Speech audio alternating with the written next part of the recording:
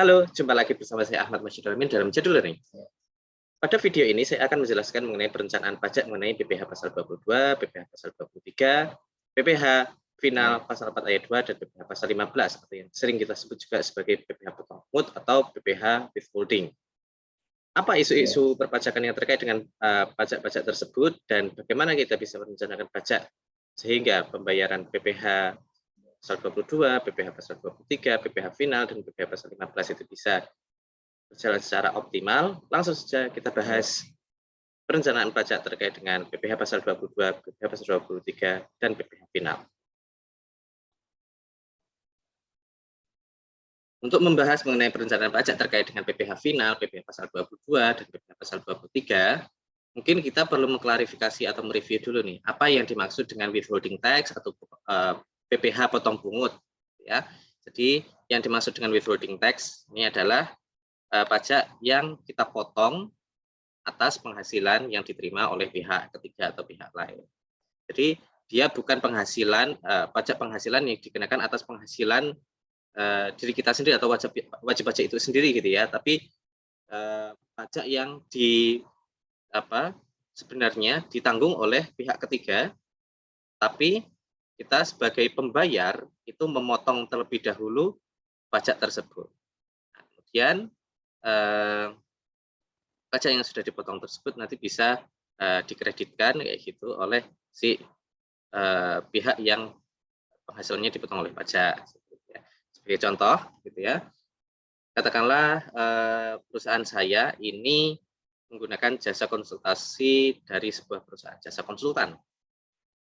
Terus atas jasa konsultasi tersebut saya membayarkan imbalan sebesar 100 juta rupiah, gitu ya.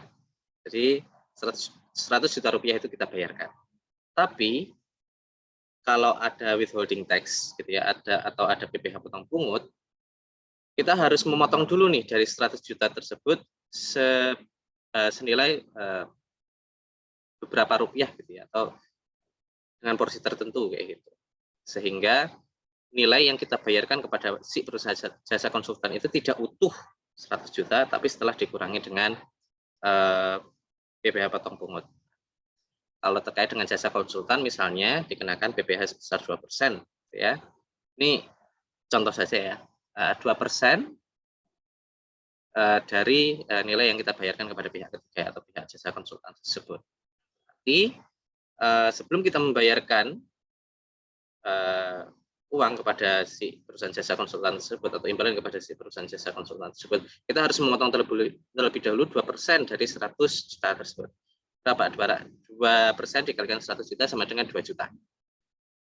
Gitu ya. Berarti kita harus memotong sebesar 2 juta atas penghasilan dari si perusahaan konsultan tersebut, dan nilai imbalan yang kita bayarkan atau cash atau uang yang kita bayarkan kepada si perusahaan konsultan tersebut jadinya adalah 100 juta dikurangi PPh yang sudah dipotong sebesar 2 juta rupiah sama dengan 98 juta rupiah. Nah, normalnya gitu ya, PPh yang dipotong tadi sebesar 2 juta rupiah dalam hal ini gitu ya, itu bisa dikreditkan atau dikurangkan dari PPh terutang ketika kita menghitung PPh terutang yang tahunan. Ya. Misalnya setelah dihitung-hitung nih si perusahaan konsultan tadi, setelah menghitung ulang penghasilannya dan PPh terutangnya gitu ya, ternyata PPh terutangnya itu adalah sebesar 20 juta rupiah gitu. Itu PPh terutangnya.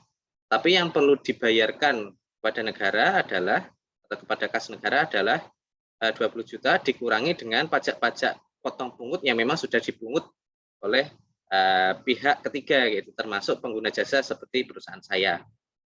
Nah, berarti kita asumsikan saja bahwasanya tidak ada pajak potong pungut yang dipotong oleh pemotong lain, gitu ya, cuma perusahaan saya saja nih yang memotong, gitu ya. Maka PPh yang masih harus dibayar oleh si perusahaan jasa konsultan tersebut adalah sebesar tadi 20 juta ya, PPh terutangnya 20 juta dikurangi dengan PPh yang sudah dipotong oleh perusahaan saya sebesar 2 juta. Maka PPh terutang yang masih harus dibayar adalah sebesar 18 juta rupiah saja. Seperti itu. Tapi dalam kasus lain ada PPh potong pungut yang sifatnya final. Nah, ini berkaitan juga dengan konsep PPh final itu sendiri. PPh final ini adalah PPh yang objeknya dan pajaknya itu diperhitungkan secara terpisah dari PPh terutang tahunan si wajib pajak. Ini contohnya adalah dalam kasus sewa tanah dan bangunan. Misalnya saya menyewa tanah gitu ya, atau menyewa tanah dan bangunan berupa kantor itu kepada sebuah perusahaan penyewa. Ya, saya memberikan imbalan sewa sebesar 100 juta per tahun. Gitu.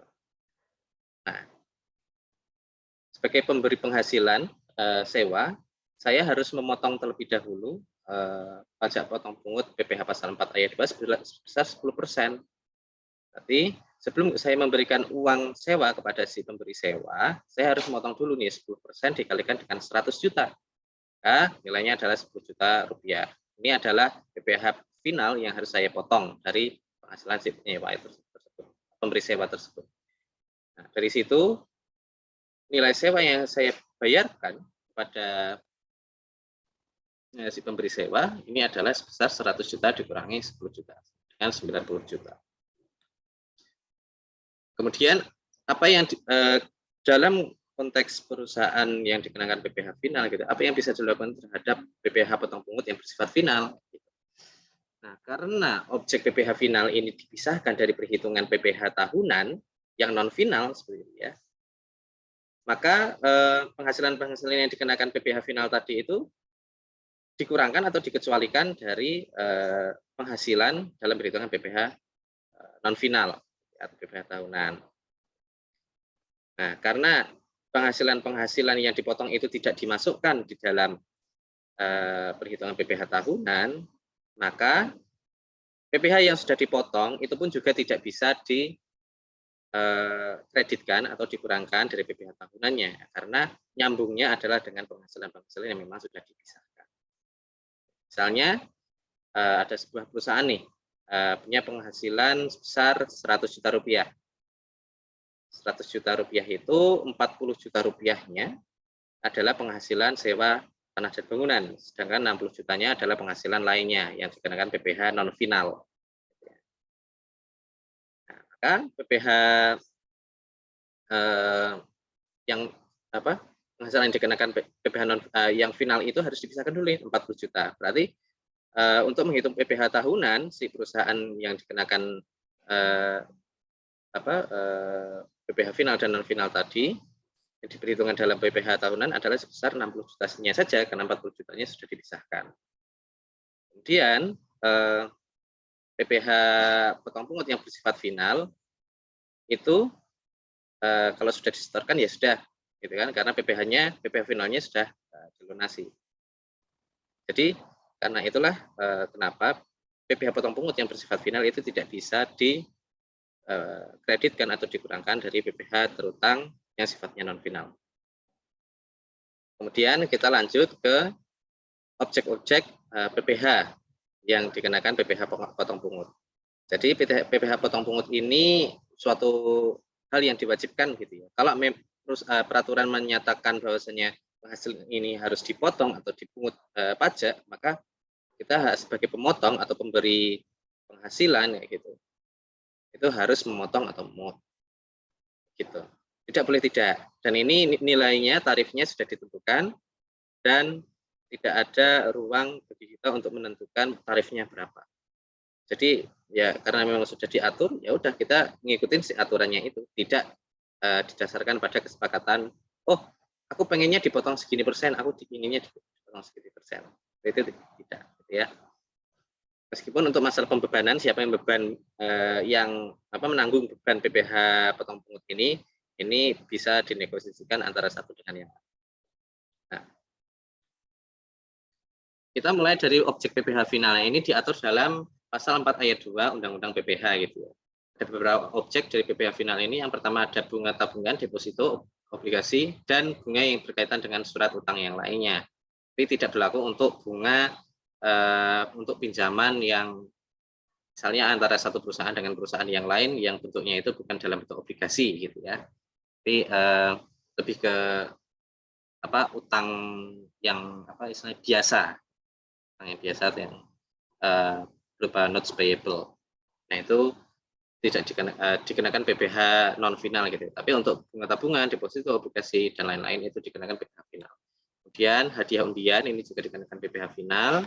Kemudian transaksi efek seperti saham, kemudian reksadana dan surat berharga yang lainnya di bursa efek gitu ya, dan transaksi ekuitas di modal Ventura itu juga dikenakan PPh final. Kemudian ada pengalihan dan sewa tanah juga dikenakan PPh final, termasuk dengan jasa konstruksi. Ini dikenakan PPh final, dan yang terakhir adalah objek PPh final lainnya, termasuk yang mungkin populer di kalangan UMKM adalah PP nomor 23 tahun 2019. Kemudian yang selanjutnya adalah objek PPh pasal 22. Ini ada yang sifatnya final, ada yang sifatnya non final, tapi sebagian besar sifatnya adalah non final. Apa yang dikenakan objek PPh pasal 22 ada kegiatan impor dan ekspor. Untuk ekspor ini khusus untuk ekspor minerba ya, mineral logam, mineral non logam maupun batu bara. Kemudian transaksi dengan pemerintah atau BUMN atau BUMD yang berkaitan dengan kuasa penggunaan anggaran atau bendahara. Ini juga dikenakan atau dipungut PPh pasal 22. Kemudian hasil industri vital ini ya, ketika suatu perusahaan yang memproduksi misalnya kertas, kemudian semen, baja, perusahaan otomotif, dan perusahaan farmasi gitu ya, ketika mau menjual produknya itu dipungut oleh PPh pasal 22. Kemudian kendaraan bermotor ini juga dikenakan PPh pasal 22, penjualan kendaraan bermotor. Kemudian penyaluran BBM, BBG, dan Pelumas ini juga dikenakan PPh pasal 22. Nah, khusus untuk BBM ini ya, ada beberapa jenis penyaluran yang dikenakan PPh final. Misalnya penyaluran kepada agen atau penyalur, bukan kepada SPBU. Nah, itu dikenakan PPh yang bersifatnya final. Kemudian bahan industri agrikultur. Nah, ketika perusahaan pertanian misalnya mau membeli pupuk, atas pembelian pupuk itu dikenakan PPh pasal 22 yang sifatnya non final. Nah, masuk dalam industri agrikultur ini adalah pertanian, perkebunan, kehutanan, kemudian perikanan, dan peternakan. Kemudian sektor minerba, produk-produk dari sektor minerba seperti mineral logam, mineral non logam, dan batu bara ini dikenakan PPh pasal 22, serta emas batangan dan barang yang sifatnya itu mewah ini dikenakan PPh pasal 22. Nah, PPh pasal 22 ini tarifnya berbeda-beda ya, dan masing-masing objek ini juga kemungkinan memiliki tarif yang berbeda-beda. Misalnya terkait dengan impor dan ekspor. Impor dan ekspor itu sendiri itu tarifnya berbeda dan dasar pengenaannya juga berbeda. Kemudian dari segi impor katakanlah ya, impor yang dilakukan oleh API atau pemegang API, angka pengenal impor gitu ya, itu dapat mendapatkan tarif yang lebih rendah daripada kegiatan impor yang dilakukan oleh importir tanpa API atau angka pengenal impor. Kemudian PPh pasal 22 untuk impor ini juga berbeda pada masing-masing jenis komoditas yang diimpor. Nah, ini ada lampiran-lampirannya, silahkan nanti dicek di lampiran 1 sampai lampiran 4 dari PMK yang bersangkutan. Kemudian yang terkait dengan hasil industri vital, tadi saya sebutkan ada industri kertas, semen, baja, kemudian farmasi, dan otomotif. Masing-masing jenis produk dan jenis usaha ini dikenakan PPh pasal 22 dengan tarif yang berbeda-beda. Kemudian yang terkait dengan BBM, BBG, dan Pelumas. Nah, masing-masing jenis produk ini juga dikenakan PPh pasal 22 yang berbeda tarifnya. Kemudian penyaluran kepada SPBU mana, apakah SPBU Pertamina atau SPBU non Pertamina atau kepada selain SPBU itu juga dikenakan tarif yang berbeda-beda. Misalnya untuk Pertamina ini dikenakan PPh pasal 22 sebesar 0,25%, sedangkan untuk SPBU non Pertamina sebesar 0,3%. Kemudian yang terkait dengan minerba dan emas batangan dan barang mewah, mohon maaf, minerba dan barang mewah gitu ya, itu juga dikenakan PPh pasal 22 dengan tarif berbeda-beda tergantung dengan jenis-jenisnya. Kemudian objek PPh pasal 23, nah ini mungkin ada satu jembatan keledai yang bisa kita pakai namanya buruh hadi saja. Ada bunga, kemudian royalti, hadiah non undian gitu ya, kemudian dividen, kemudian ada sewa dan jasa. Buruh hadi ini dikenakan PPh pasal 23 dengan tarif 15%, sedangkan sewa dan jasa, dan yang dimaksud dengan sewa di sini adalah sewa selain tanah dan bangunan, ini dikenakan PPh pasal 23 sebesar 2%. Kemudian ada PPh pasal 15 atau PPh berkaitan dengan norma penghitungan khusus atau Jim profit. Nah, ini juga masuk dalam lingkup PPh potong pungut. Apa saja objeknya? Ada penerbangan, kemudian ada pelayaran, dan penerbangan dan pelayaran ini juga tarifnya dibedakan apakah perusahaan penerbangan dan pelayaran itu adalah perusahaan penerbangan dalam negeri atau luar negeri. Ya, kemudian ada kantor perwakilan dagang asing, ada asuransi luar negeri, itu dikenakan PPh pasal 15, penguburan migas, dan konstruksi dengan skema build operate transfer. Sekarang apa isu-isu perpajakan yang ada di dalam PPh pasal 22, pasal 23, pasal 15, dan pasal 4 ayat 2 atau PPh final? Nah, yang pertama ini adalah bahwasanya ketika kita melakukan withholding atau pemungutan dan pemotongan pajak, gitu ya, sebenarnya kita itu mengurangi kas yang diterima oleh orang lain. Jadi yang seharusnya kita menerima 100 juta, ternyata kita hanya menerima 98 juta. Kelihatannya kecil ya, dan kelihatannya juga ujung-ujungnya sama gitu. Ujung-ujungnya yang 2 juta itu nanti bisa dikreditkan di akhir tahun. Tapi kita perlu ingat bahwasanya pajak itu, perencanaan pajak itu perlu melihat nilai waktu dari uang. Jadi kalau bisa menerima uang utuh di depan, itu akan lebih baik daripada menerima uang yang sudah dipotong pajak, kemudian nanti potongannya itu dikreditkan di belakang. Karena uang itu lebih berharga pada hari ini, pada saat ini dibandingkan di masa yang akan datang, meskipun itu tinggal 1 bulan yang akan datang. Selain itu, kadang-kadang PPh potong pungut yang sifatnya agak signifikan, yang persentasenya mungkin di atas 5%, itu bisa berdampak ke aliran kas operasional si perusahaan sendiri. Misalnya dia harus menerima penghasilan 100 juta tapi hanya mendapat 98 juta, padahal dia butuh uang 99 juta. Berarti akan ada permasalahan aliran kas. Kemudian ada pembedaan tarif untuk pihak-pihak tertentu. Nah, tadi sudah saya jelaskan ya. Misalnya untuk PPh pasal 22 terkait dengan impor. Nah, tarif yang diterapkan kepada importir yang memiliki API ini berbeda dengan yang tidak memiliki API. Ini mungkin bisa menjadi salah satu opsi pengembangan opsi perencanaan pajak gitu. Ya, gampangannya ya mendingan kalian bikin angka pengenal impor lah kalau kalian mau mengimpor sesuatu biar mendapatkan PPh potong pungut yang lebih rendah. Kemudian yang keempat adalah bahwasanya PPh final itu meskipun tarifnya itu cukup simple gitu ya, dan perhitungannya juga cukup simple, misalnya tarifnya itu 10%, terus dasar pengenaannya juga berdasarkan penghasilan bruto, tapi tarif efektif dari PPh final itu mungkin memiliki dampak ekonomi yang kurang menguntungkan bagi si perusahaan. Nah, kenapa? Biasanya tarif PPh final itu biasanya didasarkan pada penghasilan bruto. Nah, penghasilan bruto, kelemahan dari pajak yang menggunakan penghasilan bruto ini adalah ketika kalian mengalami kerugian, maka kalian tetap harus membayar pajak tersebut atau menanggung pajak tersebut meskipun kalian sudah ngos-ngosan untuk even survive.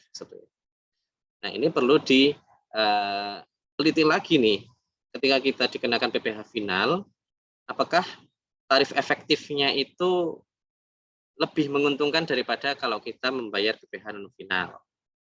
Seperti itu. Kemudian perhitungan PPh yang dipotong dipungut ini juga kadang-kadang tricky gitu ya. Dan ini cukup detail. Kalian harus melihat ketentuannya seperti apa. Misalnya untuk PPh pasal 23 gitu. Terkait dengan jasa. PPh yang harus dipotong itu adalah sebesar nilai dari jasa tersebut kecuali untuk catering dan konstruksi. Ya. Dan untuk catering, kalau untuk catering PPh yang dipotong atau dipungut itu meliputi harga jasanya dan harga materialnya atau harga bahan makanannya.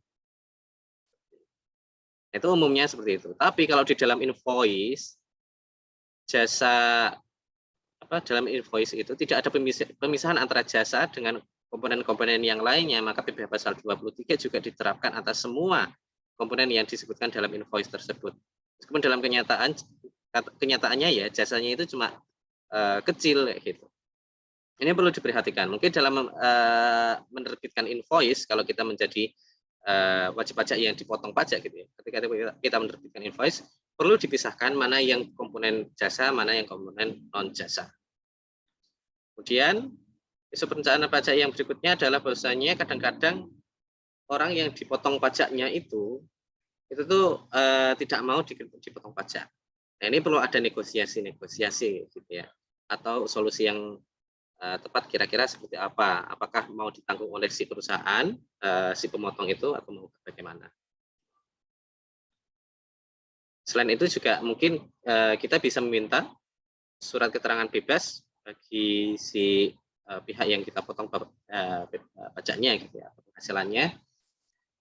Nah, surat keterangan bebas ini bisa diajukan oleh wajib pajak tertentu, misalnya yang dikenakan PPh final termasuk PPh pasal 23 tahun 2019. Kemudian kontrak ini juga perlu diperhatikan ya, apa saja yang perlu diatur dalam kontrak sehingga dalam melaksanakan pemotongan dan pemungutan pajak itu jelas semuanya kayak gitu. Jangan sampai tidak ada ketentuan mengenai berapa jasa yang dibayarkan, gitu. Kemudian apakah net of tax atau tidak, dan lain sebagainya. Kemudian pembebasan ini yang sudah saya sebutkan tadi, kalau memang memungkinkan untuk mengajukan SKB, kita sebagai pihak yang kemungkinan atau berpotensi dipotong penghasilannya oleh PPh itu mengajukan SKB. SKB ini nanti bisa kita berikan kepada pihak pemotong sehingga kita dibebaskan dari PPh potong pungut. Kemudian kita juga harus memastikan bahwasannya objek PPh potong pungut ini sesuai dengan biaya yang kita kurangkan ketika kita sebagai pembayar gitu ya, menghitung PPh tahunan diri kita sendiri. Ya, misalnya saya mau membebankan biaya jasa yang selama ini saya bayarkan kepada pihak lain. Saran biaya jasa yang saya biayakan ketika saya menghitung PPh tahunan di SPT tahunan gitu ya, itu harus sama atau harus sesuai dengan keseluruhan jumlah objek PPh pasal 22, pasal 23 dan pasal PPh potong pungut yang lainnya. Harus sesuai atau sama. Sesuai di sini berarti meskipun ada perbedaan itu harus bisa diidentifikasi apa penyebabnya seperti itu. Nah, kenapa seperti itu? Hal ini untuk mencegah gitu ya adanya kondisi kurang potong atau kurang pungut yang akan menimbulkan sanksi administratif kepada si pemotong atau pemungut sendiri. Kemudian aspek yang terakhir adalah terkait dengan perpajakan internasional. Ini terkait dengan perpajakan internasional ketika kita menggunakan jasa dari wajib pajak luar negeri atau subjek pajak luar negeri gitu ya, maka kita bisa menerapkan fasilitas-fasilitas yang ditetapkan pada P3B, perjanjian penghindaran pajak berganda. Atau kalau tidak ada P3B, kita juga perlu membantu mereka dalam mempersiapkan foreign tax credit di negara mereka masing-masing. Misalnya PPh potong pungut yang kita potong gitu ya, dan sebagainya. Di sisi lain, kalau kita memberikan jasa kepada pihak di luar negeri, kita juga belum memperhatikan apakah kita eligible untuk mendapatkan fasilitas tersebut, fasilitas P3B tersebut, atau mempersiapkan bagaimana caranya biar kita bisa menggunakan fasilitas pengkreditan PPh pasal 24. Nah, ini adalah isu-isu perencanaan pajak. Kemudian, apa strategi perencanaan pajak yang bisa diterapkan? Yang pertama adalah kita mulai dari kontraknya. Kontrak ini harus cukup jelas, jangan sampai tidak ada hal-hal yang penting yang tidak diatur dalam kontrak tersebut. Ya, sebagai contoh ya dalam kaitannya dengan jasa tadi gitu ya, perlu dipisahkan gitu ya, nilai jasanya itu berapa gitu ya, dan mungkin apakah PPh potong pungutnya itu sudah included dalam kontrak tersebut dan lain sebagainya. Ini banyak sekali hal-hal yang perlu diperjelas dalam kontrak tersebut. Jangan sampai ada hal-hal yang miss gitu ya, yang tidak diatur dalam kontrak. Ini fungsinya sebagai apa? Ketika kita diperiksa oleh pemeriksa pajak misalnya, khususnya berkaitan dengan pemotongan atau pemungutan PPh pasal 22, PPh pasal 23 dan lain sebagainya sifatnya signifikan, mereka akan merefer ke kontraknya. Kontraknya seperti apa?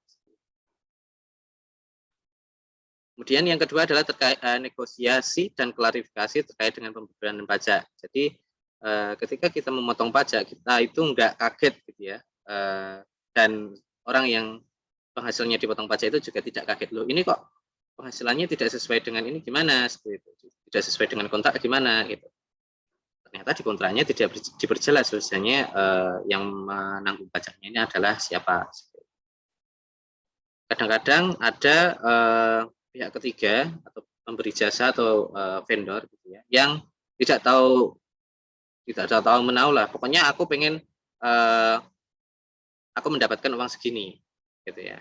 Nah, mungkin strategi lainnya yang bisa dilakukan adalah melakukan gross up. Jadi angka jasa yang kita bayarkan itu dinaikkan gitu ya. Nah, dinaikkan sehingga PPh pasal 22 atau PPh pasal 23-nya itu bisa tercover, dan pada saat yang sama si penerima penghasilan itu dapat penghasilan yang utuh. Misalnya kalau 6 juta ya di gross up gitu ya, di gross up mungkin dengan cara perhitungan yang khusus gitu ya, atau menggunakan hitung-hitungan Excel gitu. Sehingga ketika angka gross up itu dikurangi dengan 2%, maka hasilnya tetap 6 juta. Yang diterima tetap 6 juta. Kemudian strategi yang keempat adalah rekonsiliasi dan ekualisasi, dan ini penting gitu ya. Sama halnya dengan PPh pasal 21 gitu. Rekonsiliasi dan ekualisasi ini berfungsi untuk memastikan bahwasanya tidak ada objek yang luput dari pemotongan atau pemungutan, dan semua objek-objek atau biaya-biaya yang mau dikurangkan ketika menghitung PPh tahunan kayak itu memang sudah dipotong sesuai dengan ketentuan ketika dibayarkan. Kemudian strategi yang kelima ini yang berkaitan dengan PPh pasal 26 atau yang berkaitan dengan transaksi dengan subjek pajak luar negeri. Nah, strategi perencanaan pajak yang berikutnya adalah pemanfaatan P3B dan pengkreditan PPh luar negeri. Meskipun ada banyak sekali strategi perencanaan pajak yang berkaitan dengan transaksi internasional yang akan saya bahas di video yang terpisah. Baik, itu tadi penjelasan dari saya. Terima kasih atas perhatian dan kesediaan Anda untuk menonton video ini. Semoga video ini bermanfaat, dan jangan lupa untuk cek video saya yang lainnya. Semoga video-video yang saya berikan bermanfaat. Baik, terima kasih dan sampai jumpa di video berikutnya.